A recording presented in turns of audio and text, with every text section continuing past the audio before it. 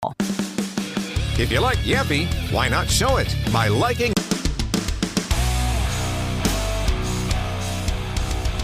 News Talk 770 AM, 92.5 FM, WVNN. We're here on the Yaffee program. We're going to cover all aspects of the breaking news out of the Middle East as military strikes against Iran continue.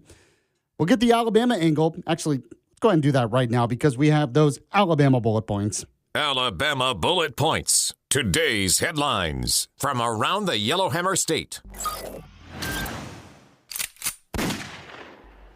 Sponsored by Larry's Pistol and Pawn. Number 4 today, Mobile County Sheriff Birch claps back after social media backlash over a gang crime conviction. So, Mobile County Sheriff Paul Birch sharply responded to social media criticism following the conviction of Marcus Cobbs Jr. for trafficking marijuana in connection with a criminal enterprise that is tied to violent gang activity.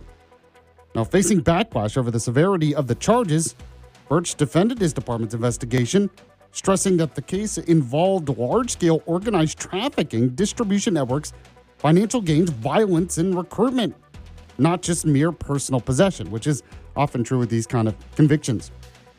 So he basically, frustrated by online comments, posted, he said, "Are you people for real?" Which is a great response. Unfortunately, a lot of them are, which is kind of sad. But he's right. Good for this conviction.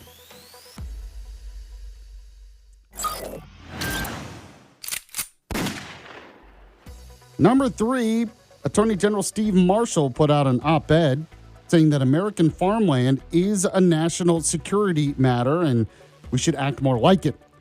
So Steve Marshall, who is Alabama's Attorney General and a U.S. Senate candidate, argues that foreign ownership of American farmland poses a serious national security threat, as adversaries could exploit it to cause food shortages, conduct bioterrorism, or spy on nearby military installations.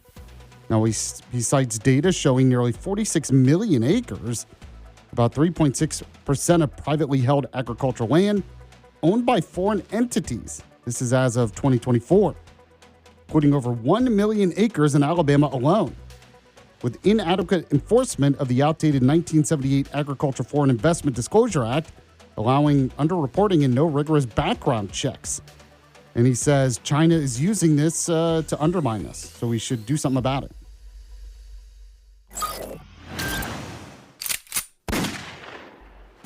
Number 2 today, Alabama passes limits on screen use in early childhood settings.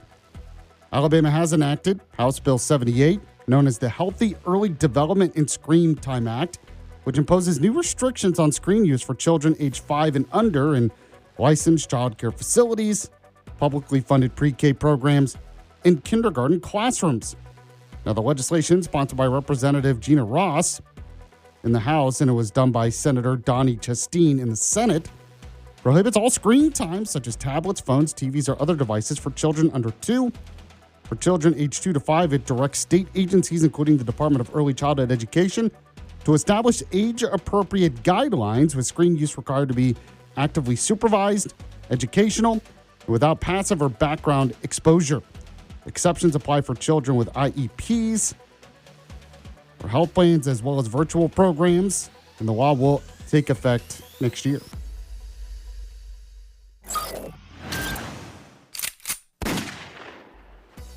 And number 1, not too surprising here, but the Alabama federal delegation, at least the Republicans, are backing the U.S. strikes in Iran, and the Democrats are not. So, split along party lines. Not very shocking.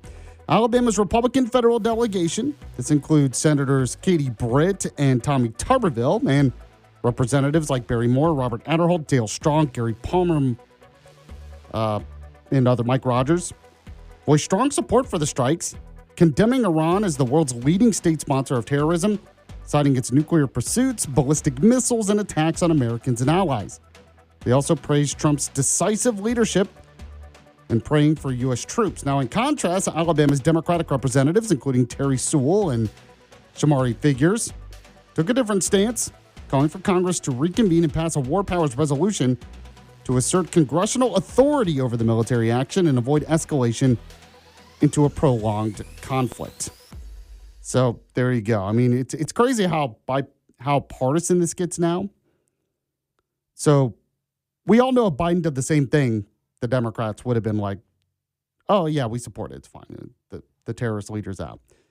Now, I will say this. Everyone agrees that the Ayatollah is bad. There aren't too many Democrats out there saying, well, the Ayatollah was great. There are some, but not a lot. So at least there's some agreement on that. So we'll talk about this and more. A lot of these headlines we'll talk about with Todd Stacy next. He's with Alabama Daily News. He also hosts Alabama Public Television's Capital Journal. Later on in the show, we'll do the Sunday News Show's recap. Of course, Christopher Reed's going to join us as well. His new time slot, 2 to 4 p.m., that starts today here on WVNN. Right Side Radio went purely digital with Yellowhammer News, so Christopher Reed took that slot. Should be a great show, The Daily Controversy. So we'll talk more about that a little bit later on. We'll be back here in a moment on the Yaffee program.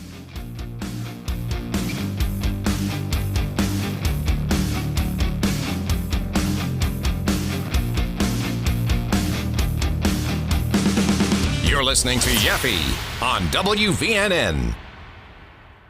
When you really need care, you need 24/7 access to a care team, not a maze of paperwork from a third party. Every day, America's hospitals and health systems show up for you. Navigating healthcare can feel overwhelming, but you can count on real doctors, real nurses, real people, providing quality, around-the-clock care when you need it most. They're in your corner, in communities across America. Your neighbors, your lifelines, right beside you, holding your hand and helping find answers. That's what putting patients first actually means. Learn more at strengthenhealthcare.org, brought to you by the Coalition to Strengthen America's Healthcare.